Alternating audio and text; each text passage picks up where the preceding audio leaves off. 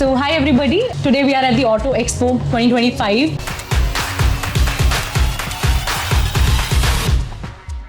We're going to be having a little chat with Mr. Rohit Srivastava.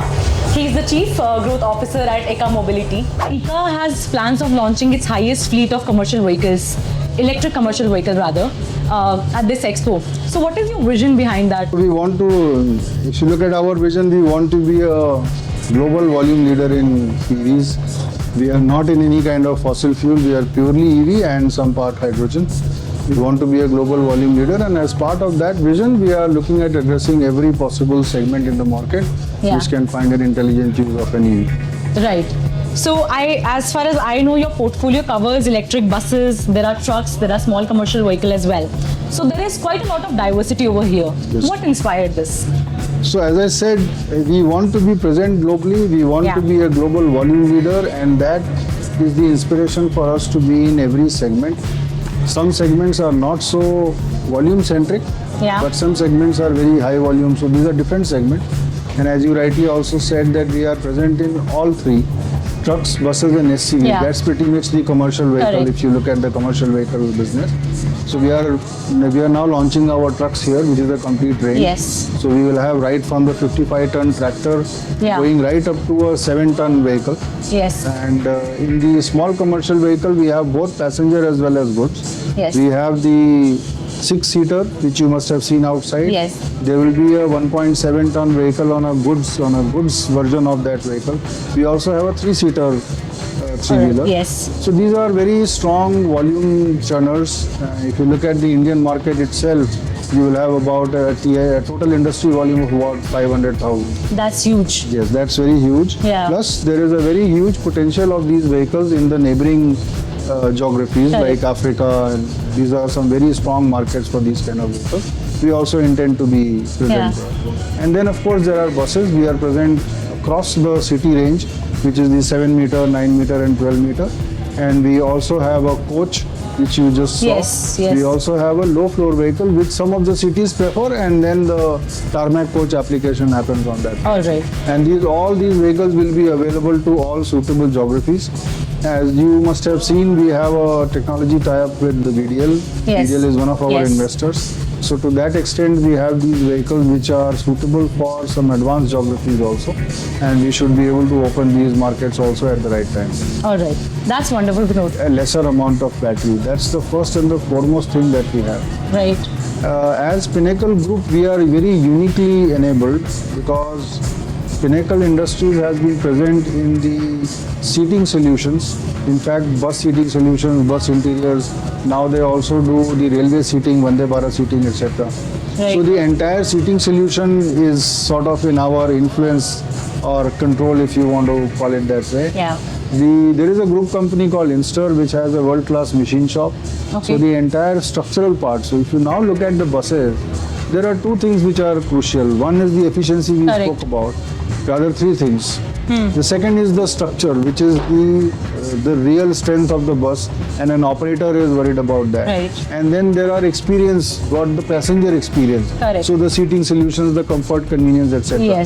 On all three of these things, we have a control on cost, quality, your timeliness of supply. That is what makes us a unique proposition, and that is how we are confident that we should be able to offer to our customers something which is very irresistible and cannot be offered by anyone else in a short period of time. Definitely the massager is absolutely irresistible, as we also, everybody wanted to take this seat and experience how that whole thing feels. So talking a little about the collaboration side, I see that you guys have collaborated with global giants like Mitsui and VDL group, right? So how does this partnership influence your innovation and marketing strategies? So actually, I would call it is a partnership in the sense that Mitsui and VDL, in fact, EKA is born out of Pinnacle Industries, Mitsui and VDL. These are the three equity partners who came together to form EKA. All right. And in terms of leveraging, as I said, see, Mitsui is a global giant. It has a 150-year-old legacy. They are present in the entire world. What it gives us as a unique advantage is, one, the very strong governance that we get from such established corporates. then business sense that we get from these people. But most importantly, we get a head start in almost every geography in the world. Definitely. And a commercial vehicle sells for its reputation. Yeah. People have a tendency to wait for 1 or 2 replacement cycles before they finally adopt a vehicle. Correct. A established brand would be established brand. I don't want to take any names, but they will be established brand only after, let's say, 40, 50 years. Yes, definitely. That is the unique advantage that Mitsui gets us. We don't have a burden of having a head start because Mitsui is a known investor or a known business house which is already backing us. Right. In terms of VDL, the access to technology, access to refinement in whatever we do in our own engineering center is something which is a very unique advantage. For example, an articulated bus is something that India will not have. Correct. But given a tender, which we are working on with some people, given a tender, we should be able to bring it to the market as fast as any other regular market. That's amazing. So that's the other advantage. There is one more unique advantage by VDL because Pinnacle Industries and VDL have one more company which is called VDL Pinnacle Engineering. All right. These are people who are masters in shop fixtures. All right. They make workshop fixtures for the likes of BMWs and JLRs and all. We use them to do our bus fixtures, and that is where we get the quality of the structure that I'm talking about. That They is come out absolutely impeccable, and these tenders which we are talking about are 12-year long tenders. The quality and the performance of the bus needs to be of the highest standards if you have to sustain for the 12 years and your operator needs to be profitable. I think very well mentioned that, collaborating with these two giants definitely help you, sustain globally and create that mark that other companies are. That's our strength actually. Yeah. So coming on to the vehicle care focus that you just spoke about, I have a question regarding that as well.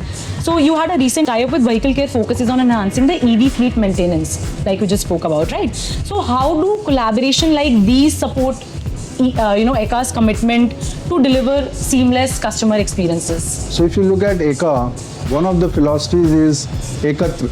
EKA means bringing everyone together. We are not someone who want everything for ourselves. We are actually wanting to be an enabler for people to be able to adopt EVs faster. And in fact, if you see our smart lean factory concept, it is in that direction where we are wanting to lend our expertise or share our expertise with people. Of course, in an arrangement where people will be able to do EVs. Now, if you look at the vehicle care thing, so what we are also a startup. We are not opposed to any other startup who is doing a good job in its field to be able to collaborate and bring something better for the customer. Vehicle Care has about 400 workshops in the country which they have already onboarded on their app. Wow. All these people, we are training them to take care of an EV. And I will get access, my customers of small commercial vehicles especially, will get access to all these workshops for any problem that they have on the vehicle, or even the regular service, or an annual maintenance contract. And that is how we have come out and partnered with these kind of startups who are doing well in their field. And we want to create an ecosystem where everyone comes together to actually benefit the customer. Correct. That is where the EV adoption goes up. That is where the EVs, the speed goes up. As far as the buses and trucks are concerned, they are largely key account sales. Either it is a depot or a STU, or it is a very large customers who have their own captive workshops. There you don't need scattered workshops, but you need to enable their workshops which are there, which also we are doing separately with them. So these two things put together take care of the entire range of vehicles that we are actually offering to the customer, with service available or an annual maintenance contract available at a place which they need. And that's where it helps our customer, which will eventually help us. Talking a little about the market expansion and the adoption plan. So, how do you plan to overcome the challenges like, charging infrastructure, like we spoke about it in a bit, and high initial cost to, make EV adoption very, very feasible for people from tier 2 and tier 3? So, see, charging has to be looked at in context.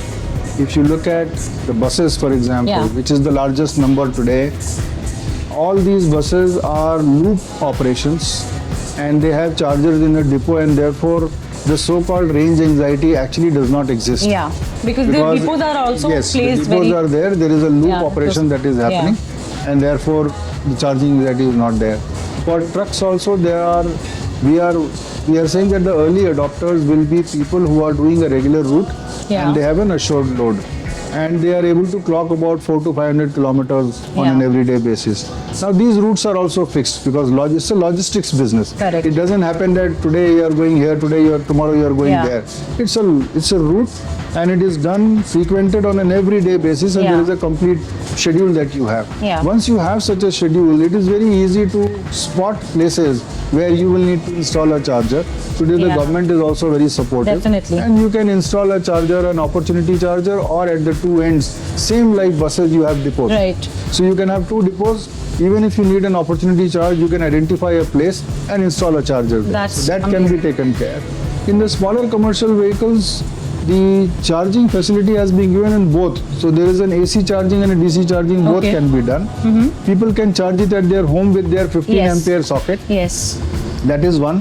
And if you will visit the stall, we are also working with another startup All right. which is trying to make these vehicles grid independent.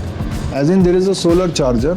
It will generate Wow. sufficient power to charge a battery during the day, and in the night these vehicle can come and charge itself from the storage battery. Oh, that's amazing. These buses, when they come back for replacement, these batteries will also be able to facilitate this kind of an operation because they are big batteries. Oh, wow. So a 100 kilowatt battery sitting with a solar charger like this Yeah. is good enough for 5 vehicles to be charged during the Wow. night. So in fact, there is actually no expense. Correct. Zero expense Yeah. passenger mobility. Definitely saving up a lot on the carbon footprints, I would say. What trends do you foresee basically shaping the electric commercial vehicle segment over the next 5 years? And how is EKA preparing to stay ahead from all the other competitors? So see, we are very confident that EV is the future. The future. There is no way it will not happen because you look at congestion, it is talking about public transport. Yeah. You look at pollution, it is talking about EV. You put these three things together, it Yeah. is public transport in And EV. electric. So there is no going back on this. When it comes to the economics, business economics, any vehicle today which is able to do 400 kilometers every day of revenue generation, Yeah. we can prove it on a piece of paper any number of times that an EV is going to be economical than a fossil fuel vehicle. So it's actually not very wise to buy a fossil fuel vehicle if you can have an EV, provided you have a run of at least 400 revenue generating kilometers in a day. We are very confident that this will get adopted gradually, even in the small commercial vehicles where the batteries are smaller. So the capex penalty is not so high. Right. And there, if you are able to give such solutions like solar, etc., or domestic charging, people will be able to actually save money from as compared to a. Plus, the emission norms from BS2 to 3 to 4 to 6 now, and it will only advance. These are things which can be achieved only through a very heavy capital expenditure on the vehicle. Plus, the fuel quality also will need to change. These are also very heavy cost additions for no advantage to the economics of the customer. Right. Which I think at a point in time the EV will start suddenly making so much sense that you will not need to think of a fossil fuel. With that in mind, I think we are very, very bullish about our future and the EV's future, which we are part of. I'll just wrap up with last two questions that I have.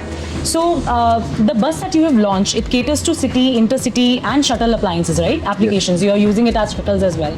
So how do you ensure they meet the unique requirement of each and every customer? So see, the answer is in the question itself. If you will see, there are 5 buses outside. In fact, one is in the Pinnacle stall, the 9 meter, and there are 5 buses outside. Bus as an application, passenger movement as an application it has different applications. So a school bus is different, a staff bus is different, a tarmac coach is different, a intercity bus is different, a city bus, an intra-city bus is different. So what we are simply doing is that we are making the buses suitable to the application. The first bus that you see is a coach. The floor height is 1400. You see, the bus is 4 meters high. There are sleeper berths, there are seater berths, seaters, because it suits that requirement. The battery is 450 kilowatt, the motor is 330 kilowatt. It's because the application demands that kind of a usage. The bus which is standing next to it is a 400 floor height bus. It is a low floor bus. And it has a suspension which will kneel another 70 mm. So the first step the passenger will put would be somewhere around 270 mm from the ground. So all these applications are different. What we are doing is simply we are making buses suitable to this application. Yeah, suitable and that to is what? how suitable to a specific application. That is how they will be a unique proposition in that segment. That's amazing. And will have their acceptance. That's amazing. I think even the government is aligned with the EKA's vision and mission, I would say. There's a 2030 goal that we are Yes, seeing we are very ahead thankful. of us. We are very thankful to the government of India for all these schemes that are going on around the EVs. Yes. And that is what encourages us to see that we do our best to Definitely, take Rohit. India to the next level. Definitely. This leads to my last question. If you have to describe EKA in 3 words, what would it be? EKA in 3 words is passion, clean, environment conscious mobility. It's as simple as that. That's amazing. And one last question for the customers, because our viewers would also be seeing it. I'd request you if you can also answer this in Hindi. एक myth रहती है, एक धारणा रहती है customers की हमारे electric vehicle को अडॉप्ट करने के लिए. तो कई दिमाग में क्वेश्चंस होते हैं, जैसे आपने कुछ आंसर किए हमारे चार्जिंग पॉइंट के बारे में, या इनिशियल कॉस्ट के बारे में, या माइलेज क्या देगी, राइट? ये क्वेश्चंस हमारे कस्टमर्स के रहते हैं. तो इस कस्टमर को, इस एक धारणा को, कौन सी धारणा एक ऐसी है जो तोड़ना चाहेंगे, ऐसे एक मिथ एक तोड़ना चाहेंगे हमारे कस्टमर्स के लिए, उनको बताना चाहेंगे कि नहीं अब इस तरीके से बदलाव आ रहा है? देखिए, सोच की बात है. आज की डेट में मोबाइल फ़ोन्स कितने कॉम्प्लेक्स हैं, मगर हर आदमी के हाथ में है. सबको टच स्क्रीन भी आता है, सबको इंटरनेट भी आता है, सबको ऐप्स चलाने भी आते हैं, ऐप डाउनलोड करना आता है. You will be able to upgrade it also. All these things, हर चीज़ आदमी कर पा रहा है. तो लोगों को सिर्फ ये समझना है कि electric vehicle actually fossil fuel से ज़्यादा बेहतर हो सकती है, और उनके लिए इकोनॉमिकली, सेफ्टी वाइज भी बहुत बेहतर हो सकती है. आज की डेट में किसी को अडॉप्शन हो चुका है, पूरा इकोसिस्टम है, जगह जगह लोगों को पेट्रोल पंप दिख रहे हैं, इसलिए लोगों को लगता है कि नहीं ये गाड़ी ठीक है. बट ईवी में एक्चुअली 50% कम मूविंग पार्ट्स होते हैं. हाँ जी. तो एक्चुअली किसी कस्टमर के लिए ये बेहतर है कि वो ईवी पे आए. और ईवी की लाइफ ज़्यादा होती है, मेंटेनेंस कम होता है, क्योंकि इंजन में तो फिर भी पिस्टन और सिलेंडर के बीच में वो फ्रिक्शन करते हैं, चलते हैं, इंजन की लाइफ होती है. मोटर में तो किसी कुछ टच नहीं करता आपस में. बिल्कुल. इलेक्ट्रॉन्स के फ्लो की वजह से करंट चलता है. और सो ईवी में मेंटेनेंस कम है. आप बैटरी को रिचार्ज कर सकते हैं. सिर्फ इतना फ़र्क है कि डीजल में आप एक लोहे की टंकी लगा लेते हैं, उसमें बार बार डीजल भरते हैं. यहाँ पे बैटरी को रख देते हैं, उसके केमिकल पहले डाल देते हैं, उसको चार्ज रिचार्ज करते हैं. तो कुछ भी डरने की ज़रूरत नहीं है. हमारी जैसी कंपनियां हैं, हम तो सबसे आगे खड़े हैं आपके लिए. किसी भी तरह की कोई भी दिक्कत, इसीलिए ये व्हीकल केयर का टाई अप किया, इसीलिए हम वर्कशॉप सेटअप कर रहे हैं, इसीलिए हम लोगों को एजुकेट कर रहे हैं, मैकेनिक्स की ट्रेनिंग कर रहे हैं, ये समझाने के लिए कि ईवी आपके लिए बेहतर है, इलेक्ट्रिक व्हीकल आपके लिए बेहतर है. पॉल्यूशन को कम कीजिए, पब्लिक ट्रांसपोर्ट अडॉप्ट कीजिए, कंजेशन भी कम होगा और आप गाड़ी का मेंटेनेंस भी कम होगा, आपकी प्रॉफिटेबिलिटी बढ़ेगी. Definitely. I think it was a really great interaction with Mr. Rohit, and thank you so much, sir, for your time. Thank you. I think we had a